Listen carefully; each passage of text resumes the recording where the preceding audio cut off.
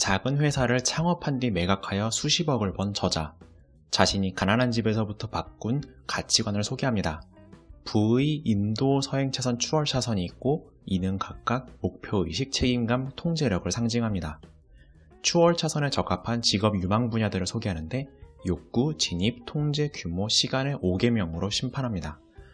인적자원, 컨텐츠, 프랜차이즈, 임대, 인터넷 플랫폼, 금융사업, 6대 사업을 2010년대 유망 분야로 예측했습니다. 학습, 실행, 그리고 차별화를 강조합니다. 책 부의 추월차선, 2011년 출간된 책입니다. 저자는 창업가 MJ 드마코로 그는 자신이 성공한 양력부터 서술합니다. 그는 1970년 시카고에서 이혼하여 KFC 부엌에서 일하던 어머니에게서 태어납니다. 그는 대학 졸업 후 청소부, 다단계 등 4곳의 직업을 전전합니다. 1997년 27세 IT 붐에 리무진 예약 서비스를 창업합니다. 웹사이트가 예쁘니까 나도 만들어달라, 이메일 광고가 기발한데 우리도 그걸 적용해달라 등으로 부수입을 올리기도 합니다. 2001년 31세 회사를 12억 원에 매각합니다. 그런데 바로 닷컴 버블이 터져서 급락하자 2.5억 원에 재매입하기로 결정합니다. 2007년 37세 월 2억 원 순수익의 전국 프랜차이즈로 이를 성장시키고 사모펀드의 회사를 매각하고 현재는 해당 회사의 이자, 투자 수익만 월 수백만 원입니다. 2011년 41세 출판사를 창업하고 이 책을 출간한 뒤 포럼을 창립합니다. 이 역시 인세로 월 수백만 원을 주고 있습니다. 저자는 이러한 파도를 타기 이전에 부자가 되는 걸 가로막는 가치관부터 정리합니다. 이를 책의 제목처럼 부의, 인도, 서행차선, 추월차선이라고 이름을 붙입니다. 우선 인구의 절대다수가 금융 문맹으로서 인도를 걷고 있습니다. 현재를 즐기고 저축하지 않고 사회에 불만하며 저축과 보험만을 드는 사람들을 말합니다. 다음으로 대졸급의 머리를 갖춘 사람들은 서행차선을 갑니다. 학력을 높이려 하고 빚을 피하고 근검에서 목돈을 모아 복리로 노후라도 즐기려는 사람들. 마지막으로 극소수의 사람들이 모험적인 추월차선을 운전합니다. 가치 있는 인맥을 만들고 레버리지를 이용하고 젊어서부터 부자가 되려고 합니다. 이러한 가치관의 문턱에 책임감과 통제력이 있습니다. 책임감, 돈으로 물질과 경험을 사지 말고 인맥, 건강, 선택권을 사는 것입니다. 다음으로 통제력. 서행차선은 시간과 시장에 의존하는 재테크인데 서행부자는 돈에 인색하지만 추월부자는 시간에 인색합니다. 조언은 성공한 사람에게서만 듣습니다. 저자는 이와 같이 가치관을 정립했다면 가장 처음 할 일은 자신이 살고 싶은 삶을 그리는 것입니다. 2010년 전반기 한국 기준으로 20에서 35억 원 사이고 이는 서행차선의 평생소득이기도 합니다. 따라서 도전하고 망해도 이들을 최소로는 누릴 수 있으므로 거침없이 도전하라고 합니다. 연이율이 점차 떨어지고 창업은 점차 보호되므로 창업의 매력도는 점차 상승합니다. 인생의 운전대는 본인이 쥐었음을 인지하고 젊을 때의 선택일수록 위력적이라고 합니다. 실패도 성공도 인식과 행동과 선택의 누적으로 WCCA, WADM 등으로 보다 나은 선택을 고민하는 방법을 고민하라고 합니다. 이런 차는 못 가지겠지라는 마음을 가지는 순간 차에 대한 대화, 토론에서 계속 빠지게 됩니다. 젊어서 이런 차를 몰아봐야지 하고 마음을 가지면 계속 궁금해하고 그것에 대한 기회도 가지게 됩니다. 저자는 말하는 습관에서부터 뭐뭐 해보기로 저는 이렇게 생각합니다 등을 버리고 젊어서 성공하겠다 강하게 믿고 정보, 수단, 사람, 사리를 모으라고 합니다. 미래는 통제할 수 없지만 과거의 재해석은 통제할 수 있습니다. 자신의 존재를 과거에 의존해서 정리하지 말고 자신이 되고 싶은 존재로 정의하라고 합니다. 당신을 평범하게 만드는 사회적 중력, 멍청한 모임들로부터 벗어나라고 합니다. 이해해주지 않는 친구와 가족, 서행교리의 교육, 집과 주식이 최고라는 구루들. 도시로 나아가 사업가 모임, 네트워크 행사에 참여해서 전우를 만들고 금광이 유행일 경우 삽을 팔고 직업이 유행이면 고용을 하고 수업이 유행하면 강의하라고 합니다. 학력은 선택권의 쇼핑이고 학습 자체는 평생 해야 할 일입니다. 운전, 운동, 대기시간, 화장실 등 틈새 시간에 듣거나 보면서 볼 무한한 지식이 무료로 있습니다. 근면이란 타인처럼 살지 않기 위해 타인과 다른 길을 걷는 것을 근면입니다.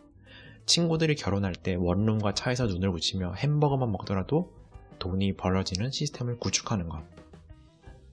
실패는 당연히 수반되는데 단 한 번의 홈런으로 3대가 먹고 살 수 있습니다. 완벽한 타이밍은 없고 언젠가를 기다리지 말라고 합니다. 저자는 추월 자산을 5계명으로 새롭게 정의합니다. 먼저 욕구의 계명, 문제점, 결함, 미해결, 정서적인 불만이 있는 지점, 자신의 내적 욕구를 따르지 말고 시장이 원하는 것을 찾으라고 합니다. 아무도 당신의 이기적인 갈망이나 선호는 관심이 없고 자신에게 뭘 해줄지만 궁금해합니다. 100만 명을 도와줄 수 있을 때 당신은 백만장자가 됩니다.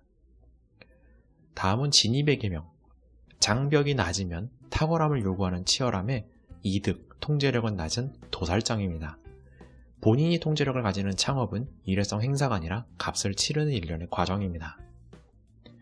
다음은 통제의 계명, 직장인의 월급, 인상률, 기간은 모두 의존적입니다. 창업인에게 매출은 영업으로, 인상률은 PE로, 기간은 엑시트로 통제됩니다. 물론 저자의 사례처럼 창업 시점과 엑시트 시점을 잘 읽도록 재무적 지식도 쌓아야 합니다. 재무적인 문맹은 전문가에게 의존하게 되어 역시 통제력이 없는 행위입니다.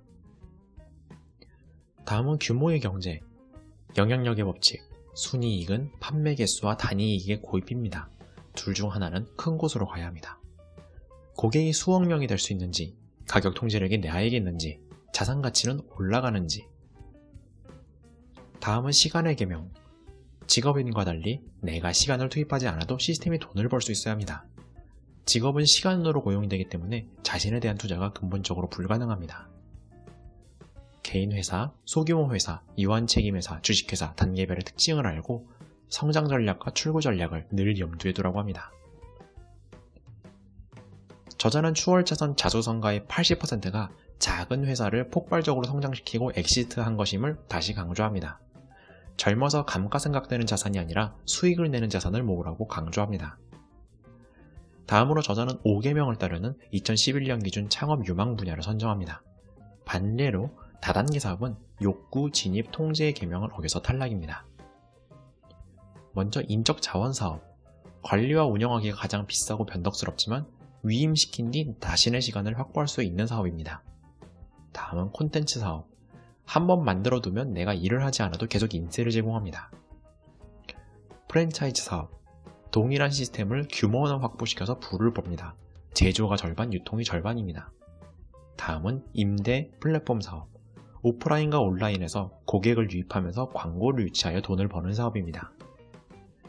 마지막으로 돈 그 자체, 대부업과 금융상품 운영업이 있겠습니다. 서행부자는 투자할 생각을 하고 추월부자는 그 회사의 펀드를 운영할 생각을 합니다. 마지막으로 저자는 창업과 성장의 전략을 열거합니다. 먼저 기회, 기대와 현실의 간극으로 이를 포착해 개선하거나 더 많은 사람들에게 제공할 것. 경쟁, 언제나 목표는 조금 더, 현재 잃은 자는 모두 후발주자입니다. 대부분의 사람들은 훌륭한 정보를 무가치해지도록 내버려 둡니다. 우리가 생각할 정도면 남들도 생각하기 때문에 실행한 사람이 그 아이디어를 가지게 됩니다. 시장은 늘 옳습니다. 세상에 1 더하기 1이 3이라면 3이 맞습니다. 계획과 분석은 늘 틀리는데 투자를 받고 싶으면 행동을 해서 실적과 경력을 만든 뒤 그것을 제시해야 합니다. 다음으로 성장 전략. 고객의 불만, 악플은 마음을 간파할 수 있는 소중한 도구입니다. 고객의 기대와 좌절을 긍정으로 이끌어 팬으로 만들면 그들은 충성하고 소문을 낼 것입니다. 혜택을 밝히고 독특함을 가지고 명확한 근거를 대고 짧고 분명하게 간결히 말하며 모든 마케팅과 광고 소재를 통합하고 현실화해야 합니다. 사업 파트너십은 결혼만큼 신중해야 하는데 직업윤리, 생활 패턴, 비전, 성장 속도, 신뢰, 성격 등 따질 것이 매우 많습니다. 내 회사에 대한 대중의 인식은 직원들에게 달려있고 마케팅은 제조보다 중요합니다.